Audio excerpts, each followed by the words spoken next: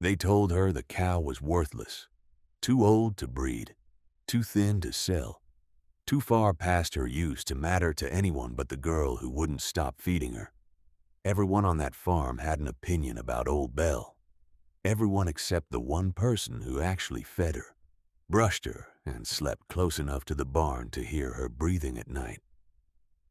Her name was Maren, and on the morning her uncle backed the trailer up to the gate, she was the only one standing between that cow and the truck. No one knew why. Not yet.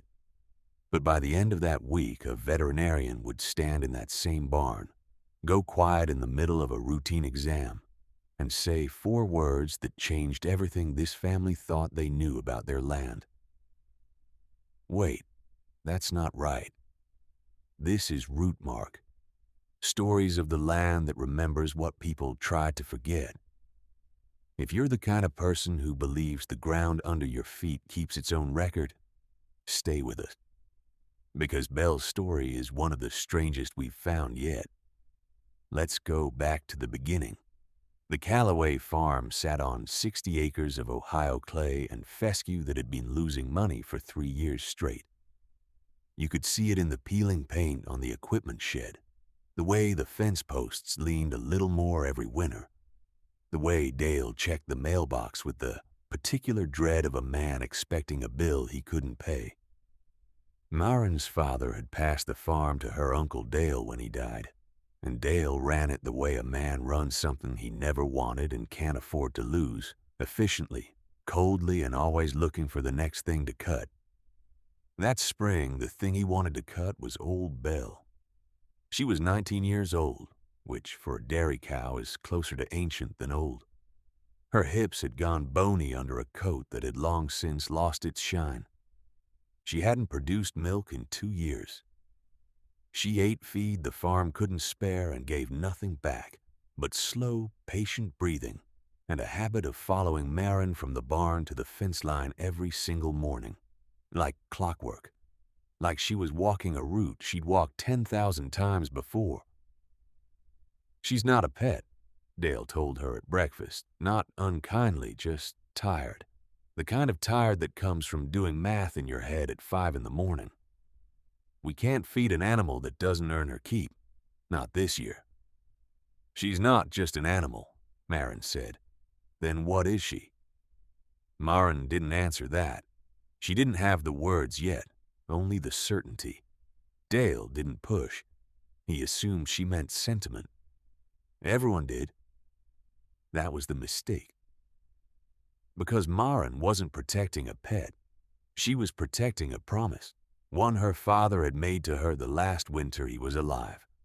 Standing in that same barn on a night so cold, their breath fogged the air between them, resting his hand on that same cow's neck like he was steadying himself on something solid.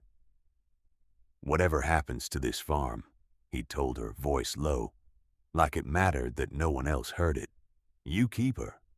No matter what anyone says, no matter what it costs you, you keep Belle. She'd asked him why. He'd just shaken his head and said, "Someday you'll understand. I hope you never have to." He never explained further. He died 3 months later, quietly in his sleep, the way farmers sometimes do when their bodies finally agree to rest. And the reason behind his promise died with him, or so Maren believed for almost 2 years, until the week everything changed. By the second week of the month, the pressure had a deadline. A buyer named Hutch Riley had made an offer on 8 head of cattle, Belle included for slaughter weight, a fast, clean sale that would cover the farm's spring loan payment in one transaction and leave just enough left over to fix the roof on the equipment shed before it caved in another winter.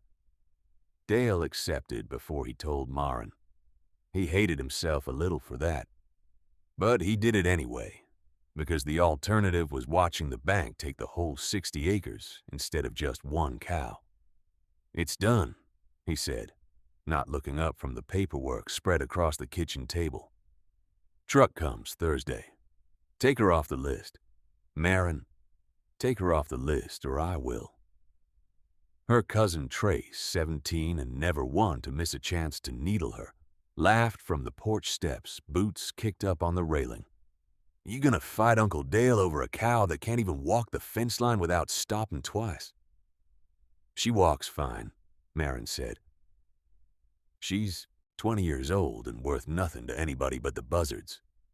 "She's not worth nothing," Maren said, and something in her voice made even Trace stop grinning.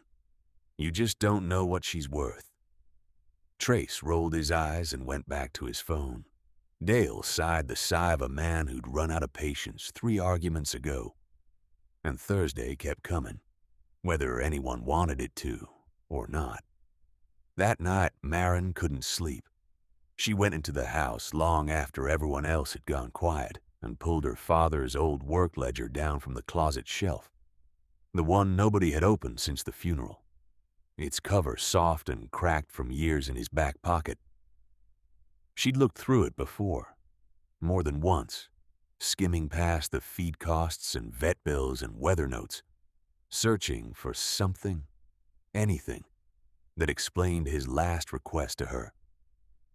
She hadn't found it.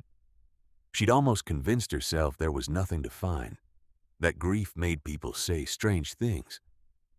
And maybe that was all it had been. This time, she made herself go slower, page by page, by flashlight, at the kitchen table at 1 in the morning, and on a page near the back, tucked between 2 ordinary entries about fencing supplies and a note about a broken water line, she found 6 words in her father's handwriting that she'd somehow missed twice before. Small. Almost an afterthought. The kind of thing a man writes when he wants it findable but not obvious. "Belle knows where the line is." She read it 4 times. She didn't understand it. Not yet.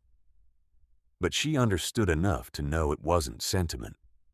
It was information, deliberately buried, deliberately vague, the kind of note a careful man leaves when he's not sure who might read it first. Someone had wanted this kept quiet. She just didn't know who. Not yet.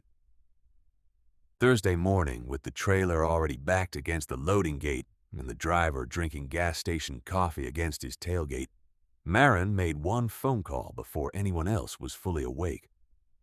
Dr. Ruth Ainsley had been the county's large animal vet for 11 years and had known the Calloway farm since before Maren was born. She'd pulled calves out of difficult births in that same barn, treated Belle for mastitis a decade ago, and buried more than one animal on that land with the family standing beside her. She also happened to be the only person Maren trusted enough to ask for a favor with no explanation attached. "I need you to look at Belle before anyone loads her," Maren said, voice tight. "Today. Before the truck." "For what exactly? Is she sick?" "I don't know," Maren admitted. "I just need someone who isn't family to actually look at her. Really look. Please, Ruth."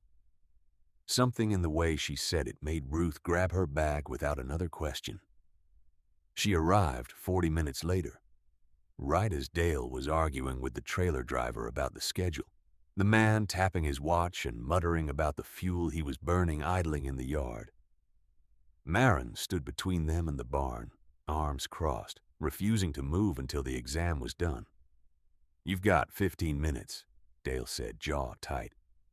"Then she loads with the rest, Maren. I mean it." Ruth didn't rush. She never did.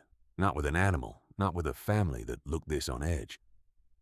She checked Belle's teeth first, gauging her age against her records. She checked the joints, the udder, the breathing. Routine, unremarkable, an old cow in old cow condition. Then she got to the tag clipped loosely to Belle's ear, and her hands slowed down. The tag was old, faded, barely legible under decades of weather and wear. Ruth turned it gently between 2 fingers, angling it toward the light, and frowned at it longer than she'd frowned at anything else in the exam. Then she crouched by Belle's flank, ran her hand along an old scar low on the animal's side, thin, healed, deliberate-looking in a way scars from accidents usually aren't. and went completely still. Even Dale stopped talking. Huh, Ruth said quietly, almost to herself. That's not a dehorning scar. What is it then? Maren asked, heart climbing into her throat. Ruth didn't answer right away. She was already pulling out her phone, snapping a photo of the tag, then the scar, holding them side by side on her screen like she was assembling pieces of something in real time. Something she half recognized but couldn't yet name. Maren, she said slowly, not looking up. Where did your dad say this cow came from originally? Was she born here? Or did he buy her? I don't know. She's just always been here, as long as I can remember. That's what I thought, Ruth said, finally looking up, something careful in her expression. Because this tag isn't a standard livestock tag. I've seen exactly one of these before, years ago in a training seminar on old land disputes. It's a county survey tag, a landmarker series. They stopped using them almost 30 years ago. Dale stepped closer despite himself, some of the impatience draining out of his face. A what? A boundary marker, Ruth said. Before GPS surveying was standard, some counties would tag livestock that grazed on land with a disputed or uncertain property line. So if an animal wandered across it, whoever found her could trace exactly which plot she belonged to. It's crude, but it worked. This tag has a stamped plot number on it. She turned the tag toward the morning light so they could all see it. Faint numbers worn nearly smooth but real. This plot number, Ruth said, doesn't match your current recorded boundary line. Not even close. The barn went silent except for Belle's slow, steady breathing, and somewhere out in the yard, the trailer driver's radio still playing, oblivious to what had just cracked open in the dust and hay. The truck left without Belle that morning. Dale made the call himself, standing in the yard with his back to the driver, and didn't explain why beyond 4 words. She's not going today. It took 2 more days, a trip to the county records office 40 minutes away, and one very long conversation with a records clerk who nearly needed convincing the request was even legitimate. But the answer, once it finally surfaced from a filing cabinet that hadn't been opened in years, explained everything. 31 years earlier, before Maren's father had ever taken ownership of the farm, a survey error had shifted the recorded boundary line nearly 40 feet in the Calloway family's favor. Land that, by the original deed, should have legally belonged to the neighboring property instead. The error was never caught. It was never corrected.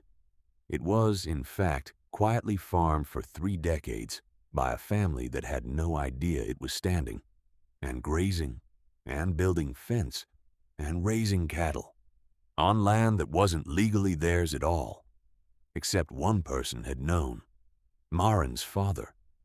He'd stumbled onto the discrepancy years earlier, buried in an old survey document tucked inside a box of paperwork he'd inherited along with the farm itself. And instead of correcting it publicly, which would have meant voluntarily giving up nearly an acre of grazing land the farm genuinely needed just to survive, he'd chosen something quieter, something that cost him nothing in the moment and everything in patience. He'd marked the true original boundary the old-fashioned way, the way it had been done a generation before GPS ever existed, with an animal tagged to the original disputed plot, kept alive, kept close, kept as a living, breathing witness he could point to someday, if the truth ever mattered enough to need proving. Belle knows where the line is. It wasn't a riddle at all. It was a plan. A quiet, patient, 20-year plan, carried by an animal who had no idea she was carrying anything at all. He never got the chance to correct it properly himself. Cancer took that chance from him faster than anyone expected. But before he died, he made sure someone else would be able to finish what he'd started, someday, if it ever came to that. And that someday arrived the exact week Hutch Riley's cousin, the very same neighboring family whose land had been quietly shrinking for 31 years, filed a separate, seemingly unrelated boundary dispute of his own, betting that a fast cattle sale would clear the disputed pasture of every living witness before anyone thought to look closely enough to notice what tag was clipped to one old cow's ear. He'd been counting on Belle being gone before anyone asked why she was tagged the way she was.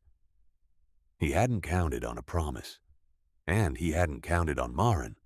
There was no shouting when the truth finally came out, no dramatic confrontation on the porch, no one pointing fingers in the yard.